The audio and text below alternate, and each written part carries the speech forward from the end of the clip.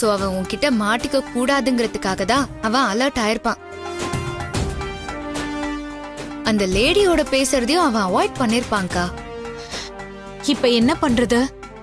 நம்ம இவ்ளோ கஷ்டப்பட்டு நம்பர் எடுத்ததெல்லாம் வேஸ்டா போச்சு. அக்கா நீ எதுவும் கவலைப்படாதக்கா. நான் சிதம்பரம் அண்ணன் கிட்டயே திரும்பவும் அவனை ஃபாலோ பண்ண சொல்றேன்.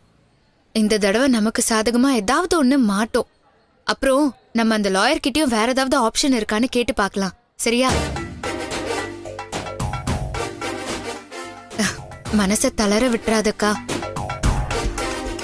அந்த ஆள் எவ்வளவு கவனமா இருந்தாலும் ஏதாவது ஒரு விஷயத்துல கண்டிப்பா மாட்டுவான்.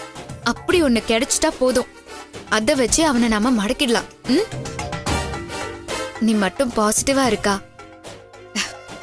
அக்கா இந்த பேப்பர் என்கிட்டயே இருக்கட்டும்.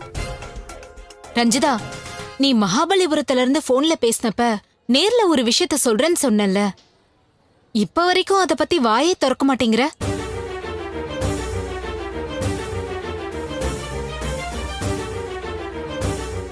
என்னடி யோசிக்கிற?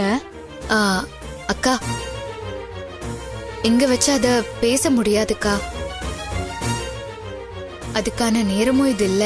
நேரம் வரப்போ நான் கண்டிப்பா உன்கிட்ட சொல்றேன்க்கா. நீ எதையும் மறைக்கிறன்னு நல்லாவே தெரியுது. என்கிட்ட கூட அத உன்னால சொல்ல முடியலனா நிச்சயமா ஒரு காரணம் இருக்கும்.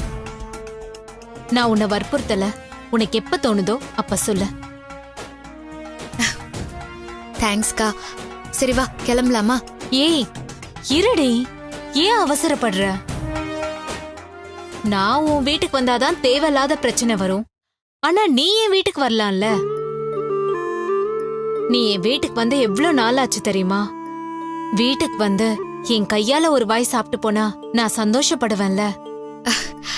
அக்கா சாரிக்கா. வெளியே ஒரு அபிஷியல் ஒர்க் இருக்கு, அதை முடிச்சிட்டு நான் லஞ்சுக்கு வந்துருவேன்னு சிம்ரன் அன்னிக்கிட்ட சொல்லிட்டு வந்திருக்கேன். அவங்க எனக்கும் சேர்த்து சமைச்சு சாப்பிடாம இருப்பாங்க. நான் போகலன்னா வேஸ்ட் ஆயிடும்க்கா. அன்னிக்கிட்ட நான் முன்னாலேயே சொல்லிட்டு நாளைக்கு வரேன்க்கா. சரி, நாளைக்கு ஏதாவது ஒரு காரணம் சொல்லி என்னை ஏமாத்திரக்கூடாது. இல்லக்கா, நாளைக்கு கண்டிப்பா நான் வரேன்.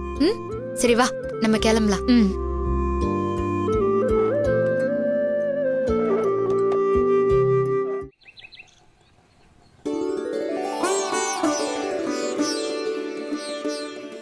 அம்மா நான் போயிட்டு வரேம்மா. எங்க கிளம்பிட்ட? காலேஜுக்கு தாமா. ஃபீஸ் கட்டாம காலேஜுக்கு போக முடியாதுன்னு நீ தானமா சொன்ன?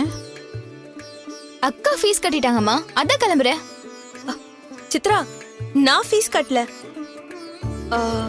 கல்பனா தான் இப்ப வேலைக்கு போயிட்டு இருக்கா. அவதான் ஃபீஸ் கட்டி இருக்கணும். எனக்கும் அதாம தோணுது.